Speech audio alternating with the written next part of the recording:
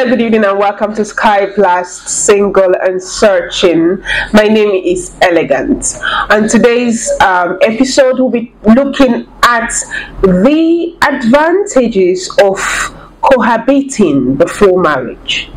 Okay, this topic is something that a lot of people would find very interesting because so many of us are living with people whom we are not legally or traditionally married to, but due to the fact that, of course, when you like someone, you just want to be there, all around them 24/7, however it comes. So this is what we are going to talk about today. So if you are out there and you are yet to move in with someone whom you are interested in, perhaps you should listen to this program because it's going to shed light on the advantages of living with someone that you are not married to.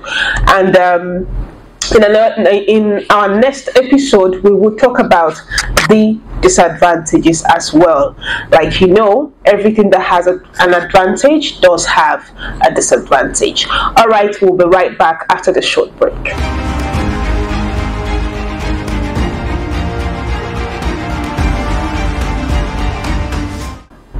Alright, welcome back. Remember, the topic is the advantages of living in with someone you're not married to. Let's leave it at that. Now, one of the advantages, even though we all know that from this part of the world it is not okay for you to live in with someone whom you are not married to, he or she has not committed to you legally, traditionally, or religiously. We know that in this part of the world it's not so accepted, but then we should talk about it because, of course, we are living in the 21st century.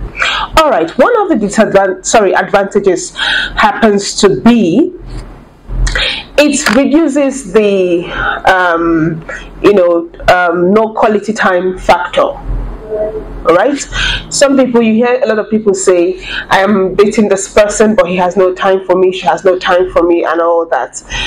Maybe because of their line of work or business. However, when you are living with this person, when you move in with this person, after you have spent your days or your day in hustling, trying to make ends meet and all that, at the end of the day, you come back to this very person and then discuss on how your activities for the day went.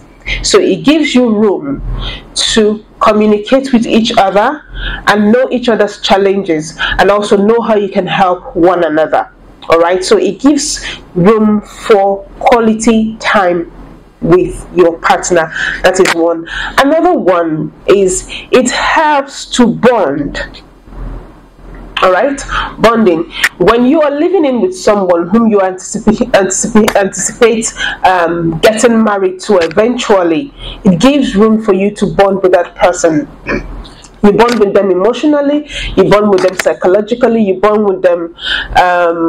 What's the other one? Everything about them somehow starts to sink into you just as you begin to sink into them as well. So it will not be a relationship or a marriage that you get into and then you start trying to find your partner or trying to know what they like or what they don't like, because you have already known this person. Do you understand? So living in with your spouse before marriage helps you to bond. It's more like you going to school in order to acquire a degree before getting a job. So the marriage is the job here on this very life matter.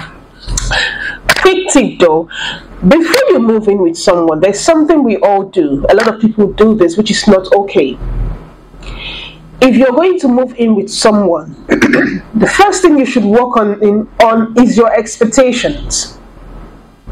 You should reduce your expectations because too much expectation breeds disappointment. When you expect too much from someone, when you expect this person to be perfect, you expect this person to solve maybe 95% to 100% of your problem, which you know it's not possible, it brings disappointment. So it's okay for you to go into a relationship, or for you to go in, try to move in with someone, leaving an open door or windows that could that will accommodate some sort of disappointment if they do come, because they will always come. And that is why we are humans. So reduce your expectation before you move in with anybody. Another advantage to that is it helps to reduce expenses. Why do you have to move in with someone? It helps to curb the expenses. You share your utility bills. You share your house rents.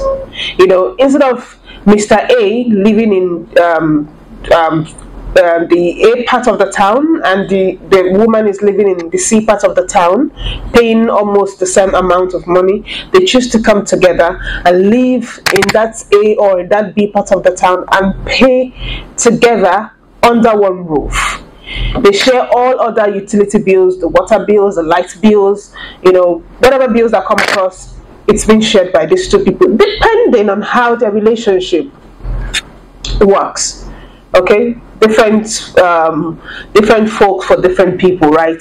So some people believe that it is the responsibility of the man to pick up all the financial responsibilities, while some people are of the school of thought that these responsibilities should be shared between the two people in the relationship. So it depends on how you want yours to work for you, but then living together helps to reduce expenses on the couple.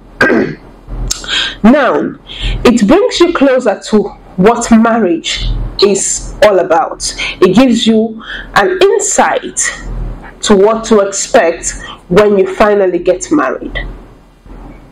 Because when you're living with someone, you will start to cook for them. For the woman, you start to cook for them. You start to clean after them. You start to, consider their families as your family. So these are the normal things that happens in marriage. So when you start living with someone, it helps to prepare you to get to what to expect when you get into the norms, which is the marriage level. And also for a man, it also helps you to understand that, okay, I have become, if I'm going to become an in-law to this family, I equally have to accept the fact that I would take up some responsibilities as well. Talking from this part of the world, okay, an in-law is expected to, at some point, assist if there is need in a family problem, depending on how financial buoyant the bride's family is. Another one is that it helps to reduce marriage stress. Alright? This topic, this very point, it helps to reduce marriage stress in the sense that before you get married to someone, let's assume you're not living together and you're about to get married. At that moment, you're left with trying to buy trying to buy electronics for your houses or from your home, trying to buy your kitchen utensils, trying to put your home together the way you want it. But as long as you're already living together, you have got those properties already. So this part of the stress is automatically removed from your normal marriage stress. So you're just faced with doing your wedding, doing your ceremony, however easy that you want to do it, and then come back to the house and continue living as you were living before.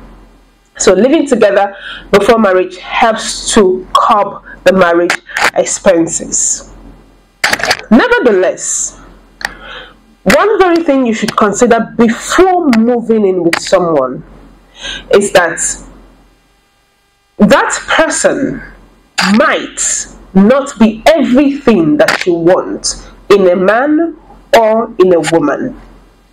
But when you move in with them, it gives room for you to be able to see through them, to know whether you can actually accommodate this person for the rest of your life. So when you are going to share your space with someone, it gives room for you to also know if they are able to share their space as you will be able to share yours with them. And if by the time you have shared the space for a couple of months, a year, and you find out that this person is not what I want in a man or what I want in a woman, it's okay for you to walk away. It's not a do or die affair, because you are not legally attached to that person, neither are you traditionally attached to that person or religiously attached to that person. Okay, so now you understand why we first of all said we're going to treat the advantages before we go into the disadvantages, which will come in our next episode. When you are in a relationship with someone and then you move into the same apartment, you start cohabiting together, and then you start saying things that you don't like, it's okay for you to walk away. There's this popular saying that a broken engagement is better than a broken marriage, right? So if you find yourself living together with someone after a couple of months or after a year, some people do live together like for 2 years, 3 years, however you want to live your life is your business too. But then when you realize that your space, the space that you're sharing is not, the person that you're accommodating into your space has not accommodated you the way you have accommodated them, then it's okay for you to leave. Alright, that will be all on this particular episode. My name is Elegant. Thanks for watching.